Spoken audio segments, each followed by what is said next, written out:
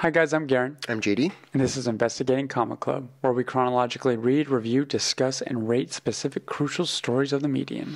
Indeed, and we hope that you guys will subscribe, become Misfit members of Comic Club yourself, share your own opinions in the comments below, stick around till after our conversation for our episodic comic quality poll, and after the Misfit Picture Show's logo for any potential bloopers that the episode could provide. Yeah.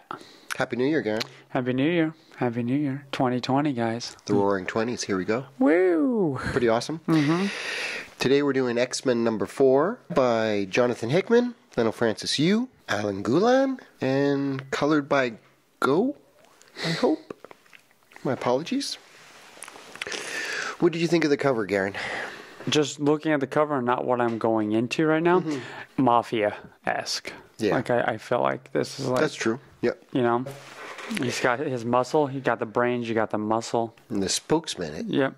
was interesting, and we'll talk about this as we go, but it was interesting at how quiet Xavier really was until he came in at the end to make Yeah. to drive things home. But Magneto really was the spokesman for the mutants. Yeah. One thing, this cover really drives something home that I was feeling, that reading X-Men number 4 and Marauders number 5, something kind of got clarified for me, what I've been feeling through the Dawn of X.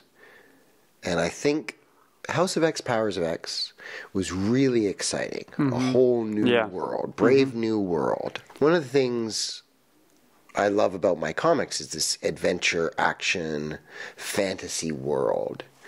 The new status quo that Jonathan Hickman set up with House of X and Powers of X was so exciting and so groundbreaking and changing and beautiful and exciting, and one a week, this like serialized story. It was coming fast and furious, but not too fast and furious, just paced correctly. As we move forward in this Dawn of X, this new reality is in place, and out of necessity, all of these new politics and the world have to be addressed. Yeah. It doesn't make for me that great of an escape from reality. Yeah, it's not. It's a lot of. It's not an escape anymore. Reality Yeah. and how this would be, and that's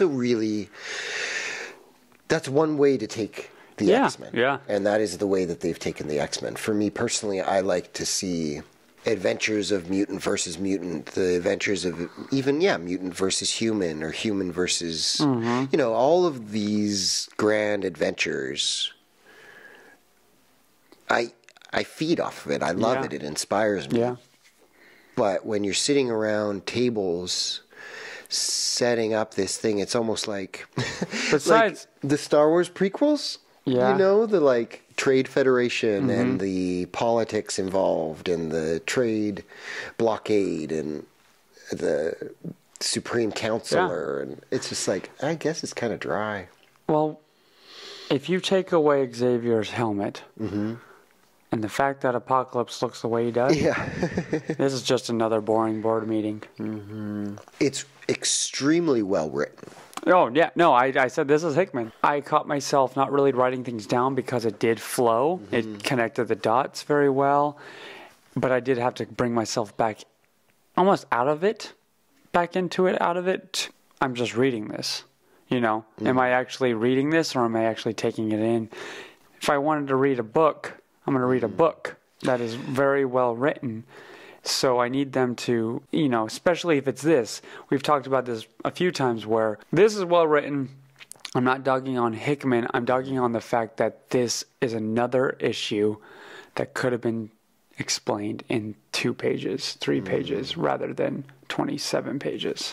Yeah, it's high quality. The art is fantastic. The pacing is genuinely good. It's very well written. I think the dialogue is spot on. And I appreciated it more than I enjoyed it. Yeah. It's almost like if today's politicians were better written, this would be like sitting, like turning on the news, like BBC or something, and just watching a discussion that was actually a lot kind of more interesting than real world politics have become, with a lot more well-spoken people. Yeah. But at the end of the day, it's like, even with Cyclops and Gorgon and the little action stuff, it was a bit, I don't know, it was... Like, what's happening at the same time. It's funny because I felt all those thoughts that I just kind of spoke with the cover and going into the book. But I will say those first 3 pages, the kind of prologue, when I got to the end of that, I was like, oh, this is really cool. This is really exciting. But that was kind of enough of it. Yeah. I don't know. That was kind of enough of it. I was like, I wrote down lots of backstory and don't mess with the X-Men. Mm-hmm. That's what I got out of this issue. The art I liked. The dialogue was great. But, I mean, and we talked about this before, too, as far as these story arcs, these 6 issues, maybe come issue 6 of, this is only 4. Mm-hmm.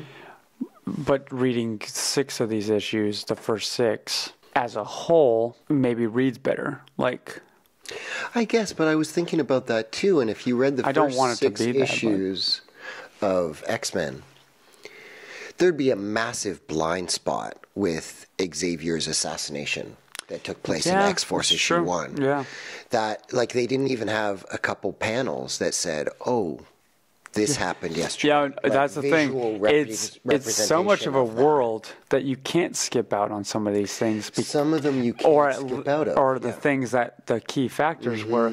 That is where the now, I was talking with someone at a comic shop the other day about, I'm reading an omnibus, but I still come in and read comics weekly and stuff. And he's like, well, that seems to be the route to go, is to read the omnibuses now. Because it is that story, usually. It is a complete story of crossovers. X-Force omnibus, you're getting a lot of stories within that and an overall arching kind of experience. And like, imagine a Dawn of X omnibus in years from now, though, unfortunately, of how they do this. No, I'm sure that they will, but we were saying about how if you got those first 6 issues as the trade, there's no beginning, middle, and ending in that. It doesn't make a good, even functional story within those issue 1s collected like that. It's a great sampler piece. But if you take the next trade, all of the issue 2s, that is not No, that's why you need all of them, unfortunately, for the story to complete. Professor X dying and coming back. Even with them throwing it out there on a few of them, being like, oh, we're sad he died. You just read that and you go, oh, he's dead. And then next issue, and then a month later, and you find out, oh, he's alive again. It's like... But some of the comics don't even address that. Like, They don't, Marauders, it was a really sad moment. They assassinated Professor X. In issue 3, or did they ever say, oh, guess what? Professor X is back alive? No.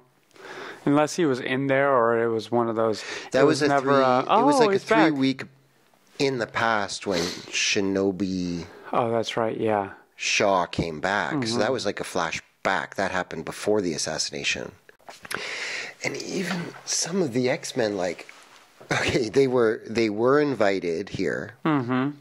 They accepted the invitation. Yep.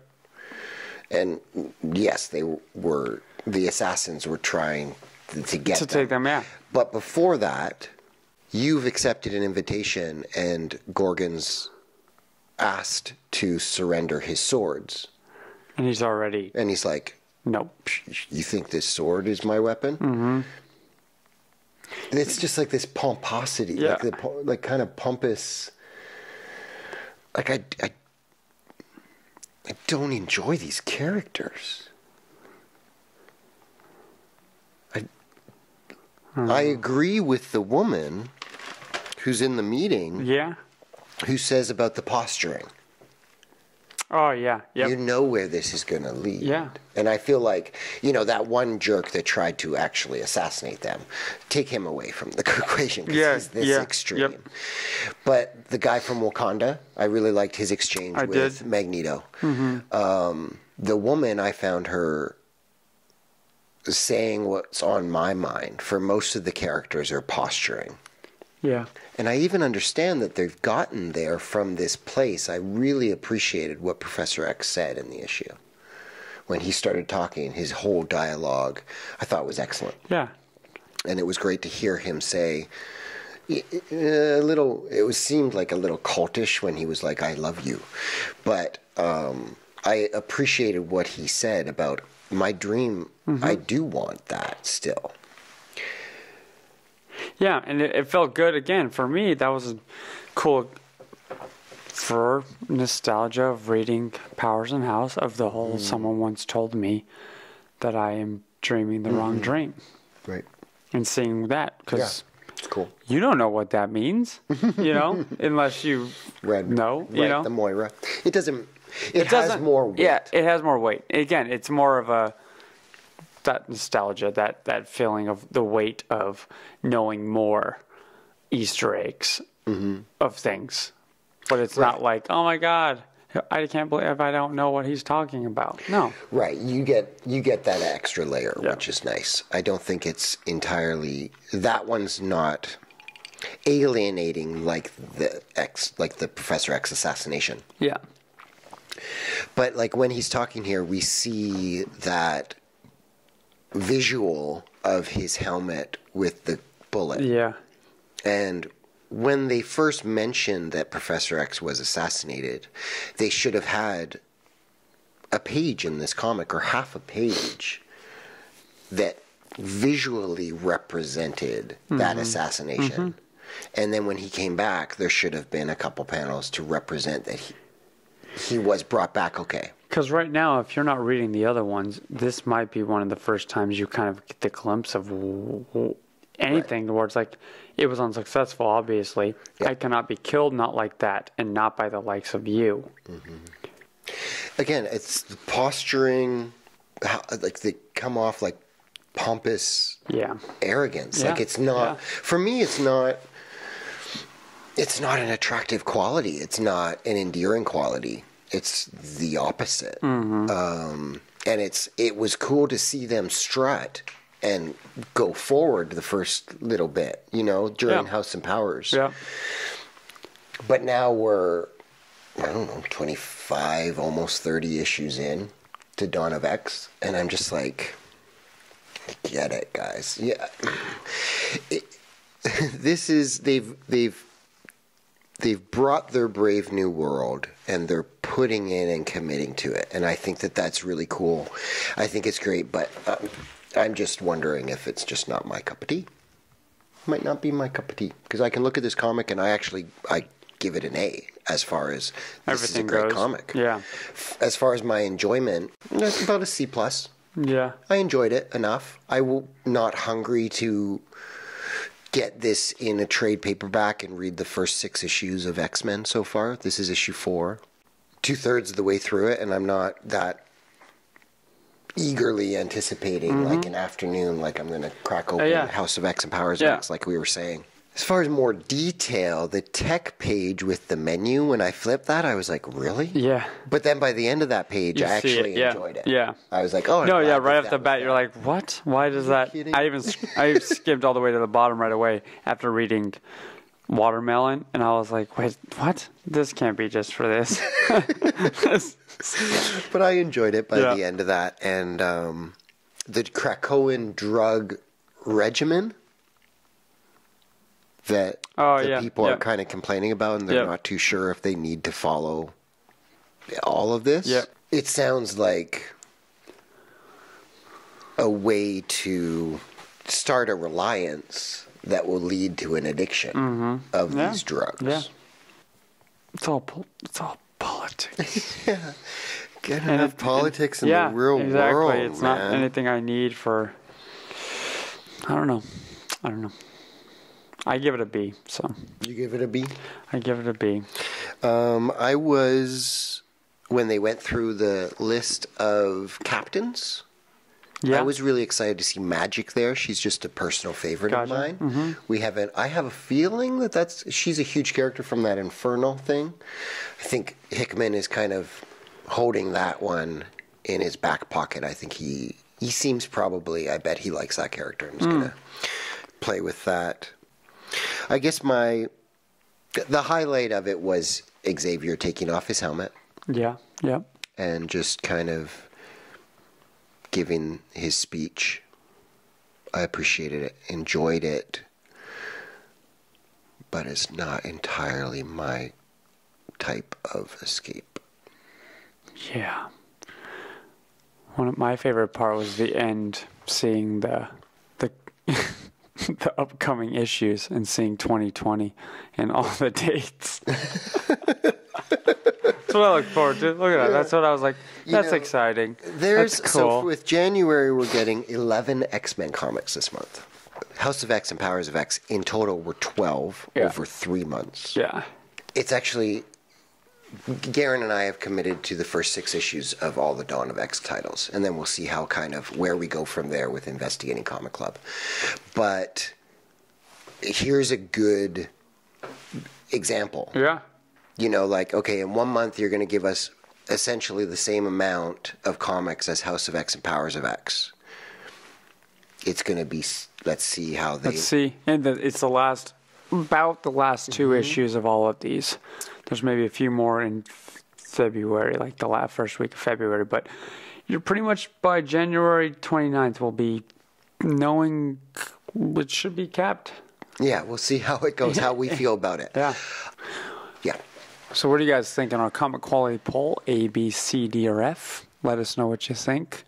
Comments below as well. And maybe we're wrong. Maybe you're right. Maybe who knows? I love the conversating. Conversate. Thanks, guys. I appreciate you joining in. To be continued.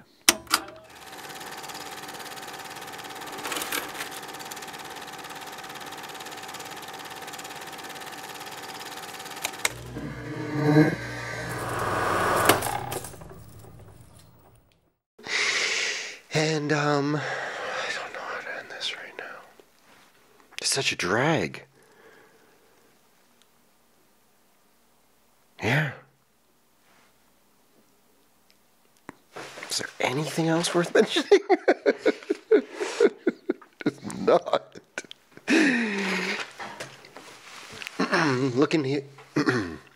Looking forward to hearing what you guys think. Appreciate you guys tuning in. To be continued. Just trying to kick it out. How can we keep this entertaining?